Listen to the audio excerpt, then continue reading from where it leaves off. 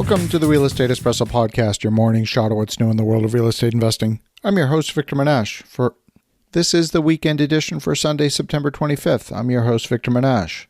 On today's show, we have a great guest. He's a repeat guest. He's none other than Mr. George Ross. And on today's show, we're focusing on negotiation, an area in which George is a world-class expert. Listen to my conversation with George Ross. Good evening, George. Nice to see you. Not too long ago, you did see me. That's right. That was a lot of fun. Thank you for doing that. It was. You had a good group there. Well, it wasn't my group. It was Robert's. I know, but still a good group. Lovely to spend the last couple of days with you. That was just so special to spend that time together in Dallas. Yeah, it was good fun. So, George, why don't we start with something that's straight out of your book, Trump-Style Negotiation. And that book, if I remember correctly, was based on your course syllabus from when you taught at the law school at NYU for 20 plus years. Correct. And one of the things that you talked about in that book is controlling the pace of negotiation, specifically making sure that you don't do things too quickly, that you slow it down, that you don't accept an offer too quickly, that you control the pace of the negotiation so that it has a proper cadence to it. Can you expand on that a little bit? Yeah, absolutely. One of the best possible weapons which any negotiator has is unpredictability. Mm-hmm. If the other side can't predict what you're going to do and they're not sure of what you have in mind, time-wise or what have you, they're back on their heels, that they don't know how to handle you. So you keep them guessing. And you can do that by controlling the pace of the negotiations. Sometimes it pays to move quickly. Other times it pays to sit back and take it easy a bit. But again, we're dealing into the question of being unpredictable so that they don't know what's going on. And if you can check it, all of a sudden you see that there's a change in their style. Previously, they were very helpful and moving very quickly, and all of a sudden they slowed down. Now it's important for you to find out what happened and act accordingly. Don't believe everything they say, but find out what happened. Also, if they were going slow and now all of a sudden they go fast, what happened? So that you have as much information as necessary in order to handle the negotiation. It should take place over a period of time and after a period of meetings. Quick negotiations are only good for the person who wants to get hurt. They're going to get hurt because it's the person who is not acting hastily is going to be much better off in handling the negotiations. So this is contrary to what a lot of people think.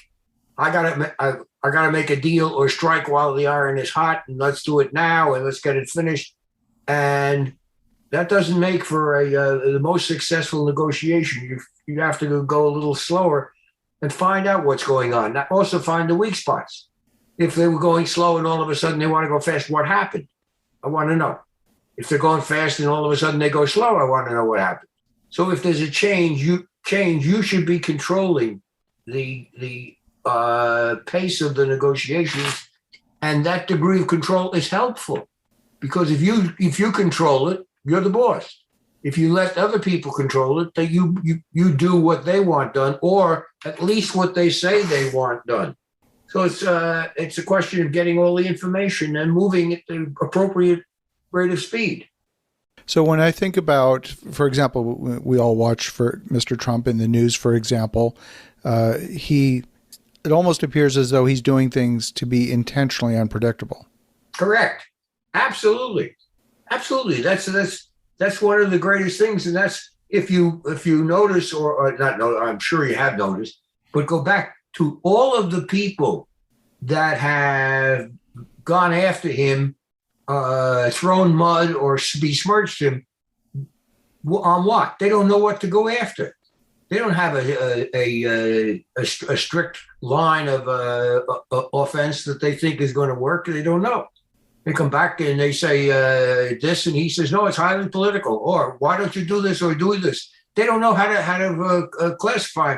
And therefore, he makes that's one of the things they dislike immensely, because you just don't know where you stand at a point in time.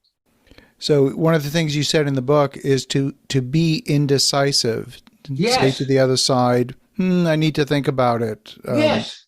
Yes. If they submit something and you love it at this, don't tell them you love it. Don't go at this, but well, let me think about it. Now, one of the things that I've mentioned it in numerous occasions is a very simple tactic that's good to try, and that is when somebody gives you an offer or a position that you like, all right, you don't say, gee, that's great. All you say is, you've got to do better. You've got to do better. See what happens. Generally speaking, when you take that tack, they do something better because they don't want to lose the deal. And they figure this is necessary to make the deal. Now, what happens now, the first time, let's assume that you were very happy with what they proposed, but you don't tell them you're that happy. So you say you've got to do better. Now they come back and they do better. Now what do? The same thing. I appreciate you compromising, but you still have to do better until finally they get to a point where they're not going to do better. And then you decide if that's what you want. But meanwhile, look at where you got from. You got from where you were willing to do the deal to where it's now been renegotiated on a much more favorable basis. Either you got time or you got money or you got something. So when you say you've got to do better, or you just leave it broad like that, or do you want to say? Yeah, just like that. It's not antagonistic. You don't tell them how to do it. So if they give you time that you don't like, you got to do better. If they give you money, they give you dollar things that you don't like, you got to do better. It's not antagonistic. But now they think in order to make the deal, assuming they want to make the deal, they'll do something better because they're of the opinion that you're not going to do the deal that's on the table and you're asking for something more. Now they can come back and say, I can't do better.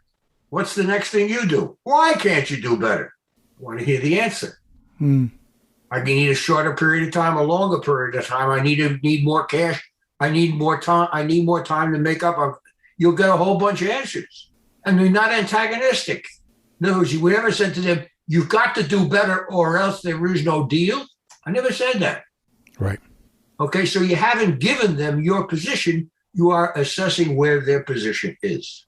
There's let's say an urban legend that he who utters the number first has the weakest negotiating position. Absolutely true. Unless you gave a number that's way off the charts. When I say off the charts, person wants $1.8 million for a building, just to take a number. What's your first offer? If they say $1.8 million firm, what do you do? Huh? That's the asking price? Yeah. What do you do? Guy's too high. How about good? $1.8 million, that's I'll give you $900,000 all cash. Wow. Now we'll find out where we're negotiating from. Don't be afraid to, but when they say no, it's not subject to negotiate, everybody, well, in order for me to get it at $1.8 million, I got to start at $1.7 million. That's nonsense. Right. Don't be afraid to lowball something. So now you take the same theoretical example.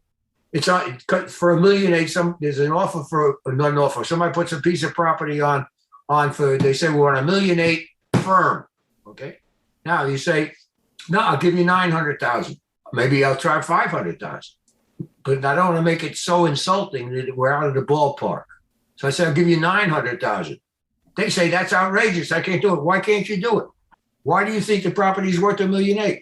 I'm getting a lot of information. Didn't negotiate off the price. We don't know what price I'm looking at, except I say $900,000, knowing they will reject it.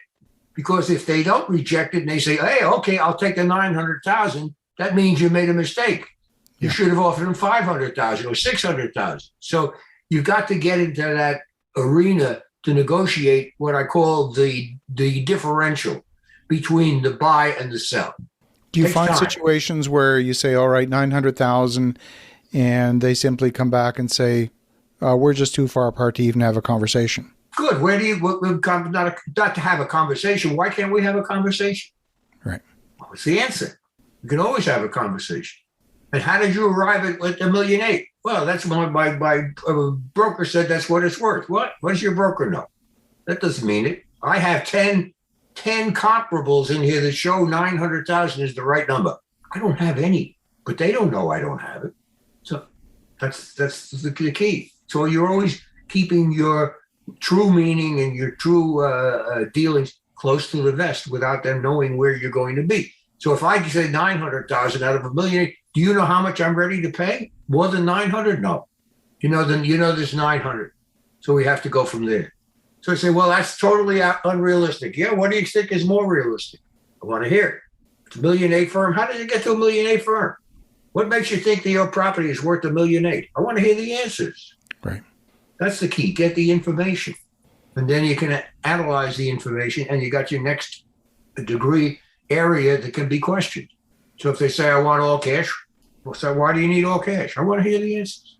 And then I'll pull them apart and see how truthful they are. Now, most of the time, I would say most of the time, unless you're running into a very skilled negotiator on the other side, they're going to give you information they should never be giving you. Why? Because that's what you're asking for. And they want to make a deal. Okay? As you're speaking about this, I'm thinking through negotiations that we have underway live as we speak. You should. Yes, absolutely. And anybody that's listening that's listening to me tonight, you should be thinking about who you're negotiating with. I don't care whether it's a used car salesman, all right? Or you're thinking of buying a house or you're buying anything. Anything is negotiable. Everything is negotiable.